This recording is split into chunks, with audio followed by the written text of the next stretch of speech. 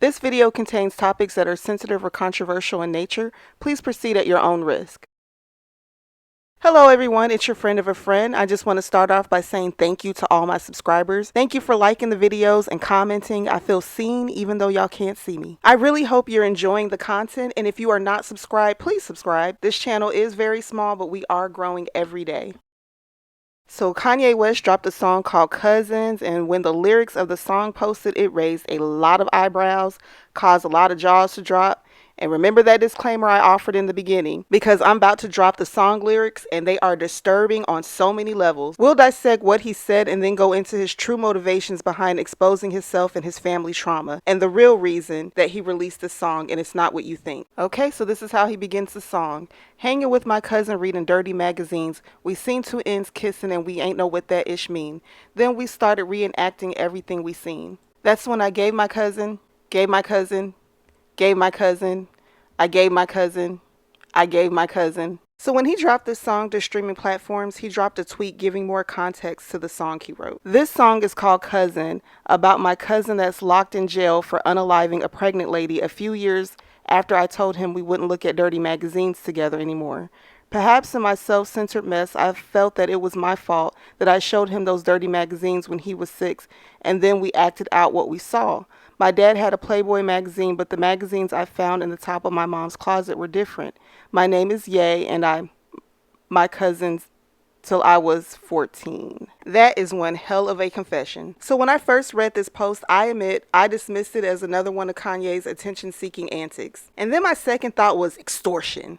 I thought maybe somebody knew something about this vile little secret and was going to expose him, so he had to beat them to the punch and put his cell phone blast. I mean, Diddy's trial is next month, and who knows who he plans to take down with him. And that's when I decided to do a little digging, and I found this article from the Los Angeles Sun-Times. So the article starts with tweets that Kanye posted on April 22nd. He says, "Why are y'all watching and letting Kim take my kids from me in real time?" He tweeted. "Y'all want to say I'm acting out because of my childhood, but I don't get to be a dad." Ye was referring to his ex-wife Kim Kardashian, who reportedly took steps toward gaining full custody of their 4 children, North, Saint, Chicago, and Psalm, in March. The status of that effort is unclear. Okay, so let's put a pin in that article for just a second.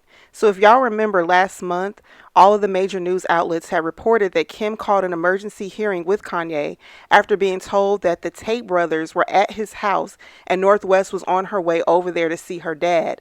Kim got wind of it and shut the whole thing down. And now y'all know I don't like Kim Kardashian or her family, but I have to give her credit for stepping up and doing the right thing to protect her kids.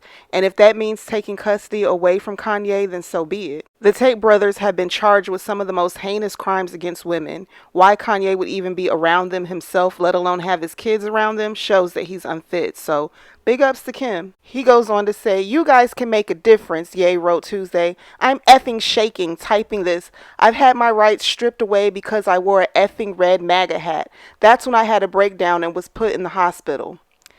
Yeah, I don't think that's what that was. Clearly, Kim has no issue with you aligning yourself with MAGA or Trump. So let's continue. "I need a plan to exercise my rights with my kids," he wrote in a separate tweet. "I figured out a lot of things, but I haven't figured this out." Ye gave an example of why he needed to be around to parent his children. On the day Kobe Bryant died, the family went to Kylie Jenner's house, where he said vintage Playboy magazines were strategically placed within arm's reach of every child in the house, which was every half-black baby. It really annoys me with how he weaponizes his race against these women, now that it's over. But when he chose her, that was literally the appeal, that she wasn't black. Now it's a problem. He suggests that people would know who was behind that, and said that as a father, he wanted to change that for my kids. He later tweeted that Kris Jenner didn't hand out the magazines to the kids, as one X account had asserted, but said that they were in reach like candy. Okay, so if he's not blaming Kris for leaving the Playboy magazines where the kids could access them, I'm assuming he's referring to Kim. Miss Playboy Bunny herself, the one with the whole X-rated tape and built her empire on her back, now you're concerned about her influence on y'all's kids? Right. This is the same man that had his wife pose naked on the red carpet. And I didn't include the photo, but there was a child at the Grammys where this took place, and he had to be about 7 or 8 if I had to guess.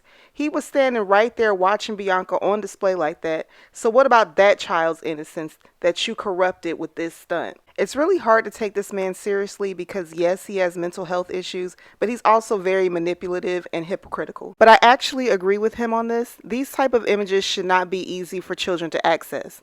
In my opinion, it's no different than having a firearm in the home that's not properly secured. If that gets into the hands of a child, it can cause irreversible harm to them or someone else, like it did to Kanye and his cousin. And knowing him, he probably went off, and I don't blame him.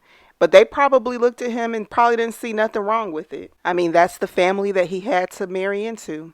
And hopefully men start to look more closely at a woman beyond her looks and start selecting a wife and a mother whose morals and her core values line up with your own before the kids get here. But at least the kids are cute. I also found the responses to his post a little jaw-dropping, as some people expressed in the comments section that their family did a terrible job at hiding these kinds of materials, and a lot of them seen things that traumatized them young as well. So any parents listening, remember, kids are nosy as hell, and no matter how well you think you hid things from them, they still have a way of finding it out. And nowadays, people don't really buy dirty magazines anymore, but make sure you put those parental locks on and that you're censoring what your children take in. And this would have been a great way to have open discourse about childhood trauma, incest, and how to protect our children, but instead it became sensationalized for clout. Jeffree Star comes running out to capitalize on the moment. He seems to finally affirm that the rumors surrounding him and Kanye having a physical relationship while he was married to Kim was true. He tweeted, "Oh, F it, the rumors are true." And then Azalea Banks' old messy self, anytime there's something dealing with Kanye West, here she come having to speak on it. She says Kanye and Virgil were lovers. Elon definitely got some from Kanye off that ketamine. Kanye is on one of them Diddy tapes. Jay-Z was like no homo. Trump was like no homo. Travis was like no homo. Drake was like no thank you. Amber hit him with the strap. Kim thought she could but vomited on his back. Started crying. Chris yelled cut. And then I guess in response to all of the hoopla, Kanye then pops back out and says, "Now that people think I'm gay, am I allowed to say the F word?" I'm sure it's a no, but since when does he ask for permission to use offensive language? And he expressed in the second verse of the Cousin song that he feared that people were going to judge him for what he just confessed. And at the end of that second verse, he says, "I don't think they understand that I'm not attracted to a man. They thought I was gay." But before he spilled his own tea, Queen Auntie Wendy Williams had been serving up the tea on Kanye's true preference. I look at it and say, well, you're somebody's wife now, but I get it. Because Kanye was probably in the corner talking about, yes, yes, yes, hunty. Pose, girl, yes. And she has long put it out there that Riccardo Tisci of Givenchy was Kanye's special friend. Put that back. Why is Kanye looking at him like that?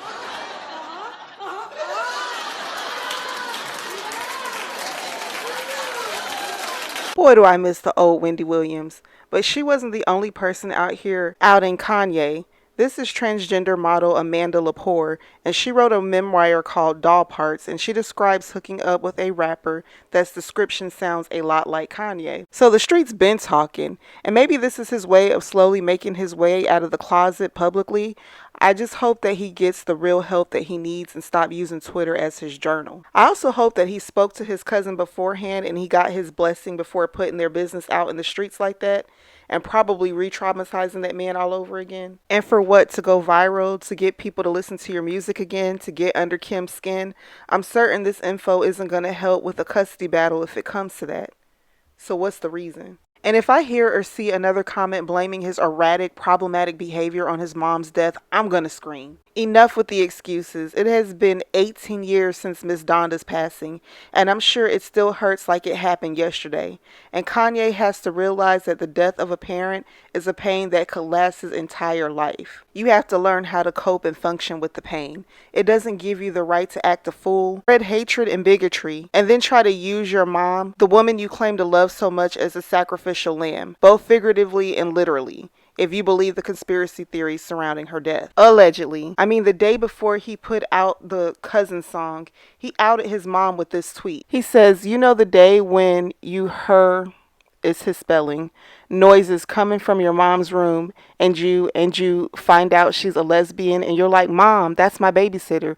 You're sleeping with the employees. See, I got it from you, Mom.'" This is how you choose to honor your beloved mother, by airing her business out that nobody asked for. It's like Kanye does everything to undermine the values his mom instilled in him. She was a college professor, he's the self-proclaimed college dropout. She instilled pride in his heritage and culture, he trades it in for hooded robes and Confederate flags. This woman, Alexis Pfeiffer, had his mom's stamp of approval, and he trades her in for this, and this. And now that it's not working out the way that you thought it would, you want to appeal to us to battle the women you choose.